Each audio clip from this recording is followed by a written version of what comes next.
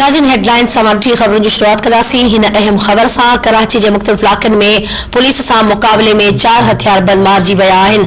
अवां खे अहम ख़बर बाबति आगाह कयूं पिया। गुलशन में मार वारे इलाक़े में बिलाल बुखारी जे मज़ार वटि मुबैना पुलिस मुक़ाबले में 2 ॼणा मारिजी विया आहिनि। मारिजी वियलनि जी सुञाणप नथी सघी आहे, जॾहिं त मारिजी वियलनि जा मढ़ अब्बासी शहीद अस्पताल मुंतकिल कया विया आहिनि। पुलिस मूजिब फुर लुट दौरान हिकु फोरू मुक़ाबले में मारिजी वियो, जॾहिं त ॿियो फोरू फरार थींदे गाड़ी हेठां अची वियो आहे। शाह लतीफ टाउन वारे इलाक़े में मुक़ाबले में जवाबदार ज़ख़्मी हालत में गिरफ़्तार कयो वियो आहे, जॾहिं त जवाबदार वटां असलो फुरथियल मोबाइल फोन ऐं रोक रक़म हथीकी कई वई आहे। अवां खे अहम ख़बर ॾेई रहिया आहियूं। कराची जे मुख़्तलिफ़ इलाक़नि में पुलिस सां मुक़ाबले में 4 हथियारबंद मारिजी विया आहिनि।